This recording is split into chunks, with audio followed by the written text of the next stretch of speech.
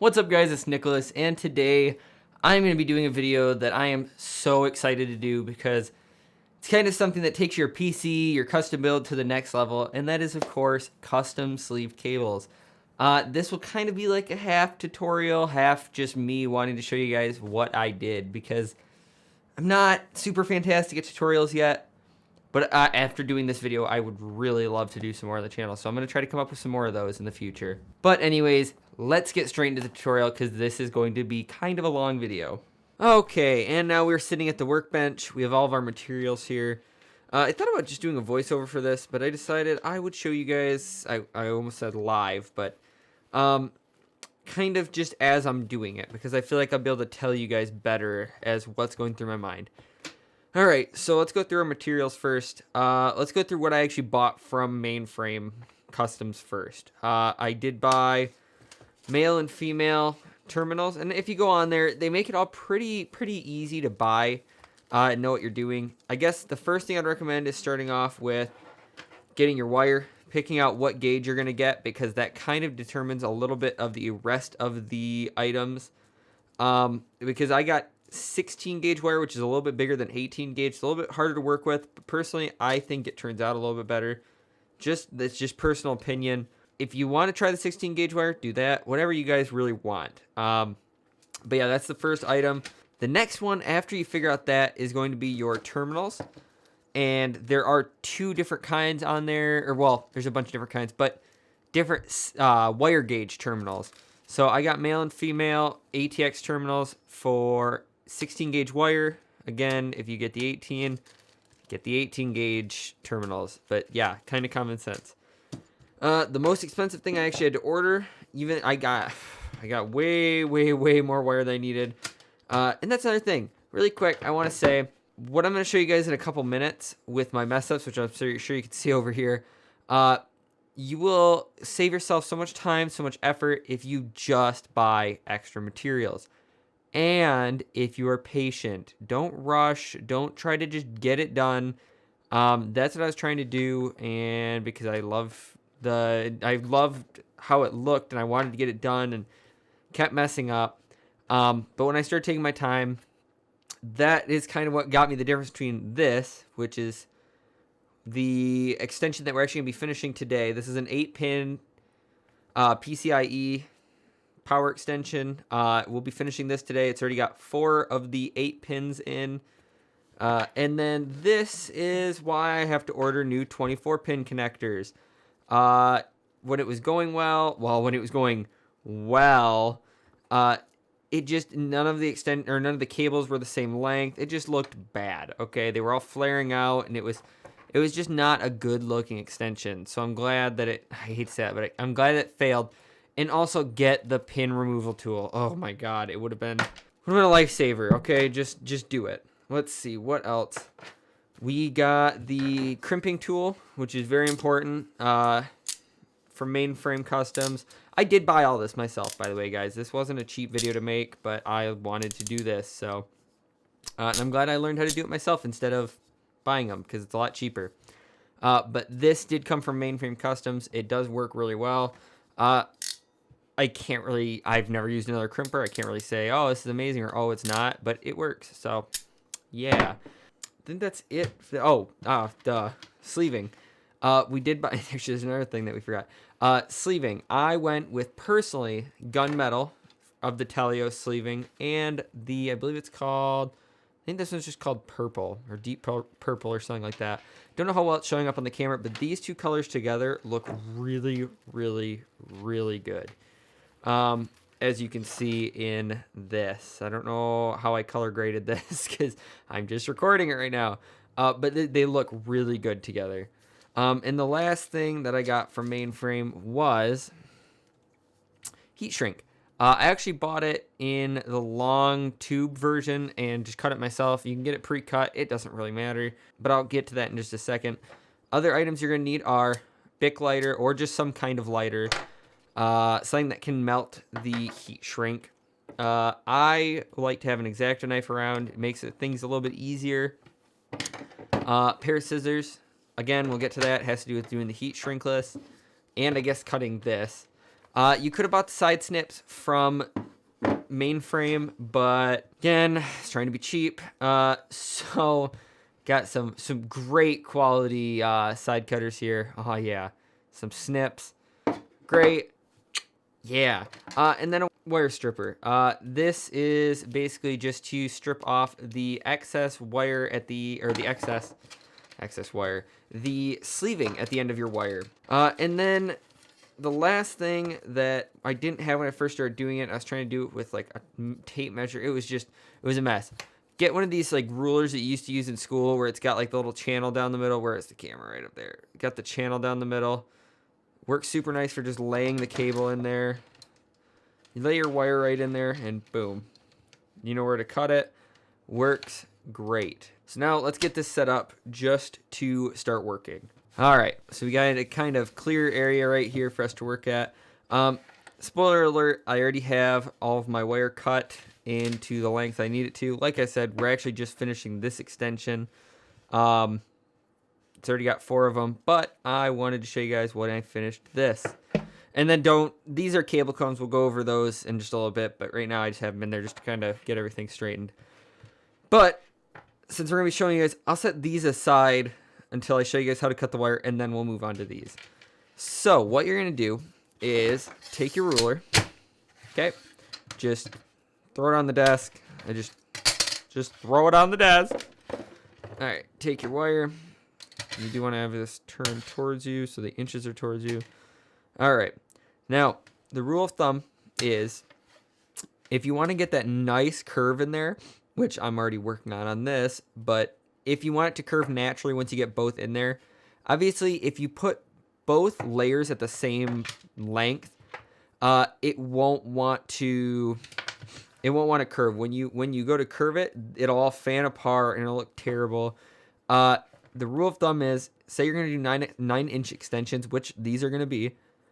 You would actually want to do the inner length would be 8.5, and the outer length would be 9. So just do a 1/2 inch shorter than what you're going to do on the inside, and that'll give you your nice natural curve. And you'll see that when we get done with this. All right, so let's take our cable and just kind of, I like to, because it's going to have a curve to it, because especially if you order it from Mainframe, which I do recommend because they do have some really good wire. I've played around with some other wire and it just didn't, I don't know how to say it. It just didn't feel right. So what you're going to do is you're going to kind of want to, I got to make sure I'm on camera with this. So you're going to want to actually, where can I put this that I'm in shot? Jeez. You're going to want to kind of match it up with where, so I have it at the 9, for example. And you're going to stretch it, not stretch it, but you know what I mean, just make sure you're keeping it right along there, and you're going to go all the way down to where that is. Pin it down there. And I, personally, like to take my razor blade and just put a nice deep gash in there so you can see where it is. And I actually lost it right there. So you have a nice deep cut with your razor blade. And you're going to basically, you can take your side cutters. I actually personally like to use these new wire strippers that I got. These are really nice wire strippers. Nice and sharp. You're going to want to put it in there. Line it up right with where you're, as close as you possibly can to where your mark is. And there you go. You now have one of, for this, 8 wires. And if you're doing a 24 pin, 24. And my phone is going off. Probably Amber. Yep, Amber's saying okay. All right, so we've got our 9-inch piece of wire. I bought a bunch of extra cable. I'm not too worried about this. So now these wire strippers, what you're gonna be looking for is if it's like this one where it says, I don't know how well you guys can read that, but this side it says AUG solid, and that stands for American wire gauge. But solid and stranded, I didn't realize which one was which. I actually had to test it out. I'm not an electrician, guys. Okay, you need to understand that. If you think I'm an electrician, I've misled you somewhere. But you're going to go to, it's actually going to be AUG solid. You're going to put this in here. And what, at least for me, works out the best is to put it in, obviously, whichever gauge wire you have. I line it up with the thickness of, so I see it just peeking up over the top of the edge. So I can just barely see it being flush with that. close it, and then if you have good wire strippers, you should just be able to pull it off. Now, the next big thing I want to touch on is the length that I actually just stripped off. And actually, I think we're a little bit out of focus here. Let's try to get it right there. Good enough. Maybe not good enough. This 50 mil lens is a little is a little bit touchy. But so this is my idea of a good crimp. And to show you the length on that, it is about 3 millimeters, give or take. But for example, this was my first couple wires that I stripped. They looked like that. That is how much you should actually be stripping off. You're gonna get bad crimps with this. You're gonna have a bad day. All right.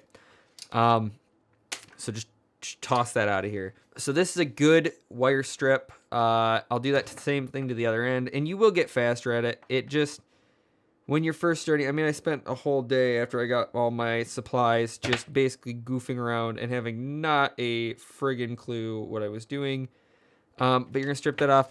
Now, told you guys you need your terminals. You're gonna need however many pin you're doing. So if you're doing a 24 pin, you're gonna need 24 male, 24 female, and those are gonna go. So the way I like to remember it is your male connector is gonna have female pins in it, or female terminals, because I consider this a male. I consider this a male terminal, and these are female pins or terminals. Or connector, I should say. This is a connector, female terminals. Yeah, I guess I don't know any better way to explain that. All right, so you're going to take your wire crimper, and I don't know how well you guys are going to be able to see this, but there is a little, right there, right there is good. So there's going to be, if you get the one from Main Customs at least, there's a little shelf in there, in here. Hold on, one sec. So now you've got this little tiny shelf in here, and you want to just stick the wings of the terminal in there, and you're going to go, whoop. I'm trying to get that to show you. Now when you crimp it, and I'm trying to watch at the same time so I can be sure. Okay, there you go. You're going to hear it click. Sometimes this doesn't click the right amount of times. I don't know why. All right, like right now it's in between clicks, and it's actually at the right spot. I can't say why that is, but as you can see, it is circles all the way through. What that means is that I can take my wire and feed that into there until it stops. And then you're just going to squeeze it.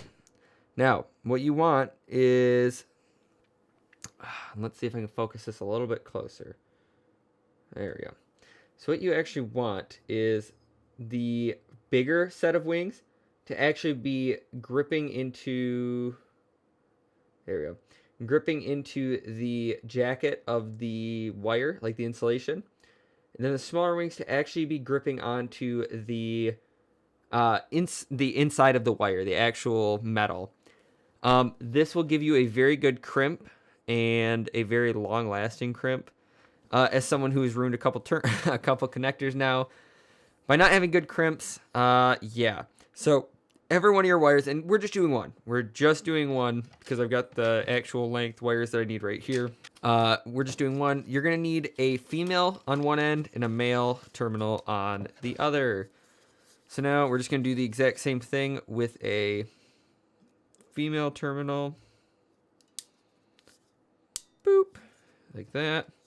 Now, the important thing is these wings, where they crimped in, where they meet right there. I don't know how well you guys can see that. I think it just a little bit better focus. There you go. I think that's better. So that's going to be like the top of your terminal. You're going to want to actually hold that and straighten the wire out so that you know where the top is, because you actually want these pins to line up. So now you're going to match it up so that when this pin gets crimped on here, these pins will be facing the same way. And what I mean by that is, if you get close in here, oh, can I get it to focus? I would have put it on autofocus, but I really didn't trust that. So where that is, that little meeting of the two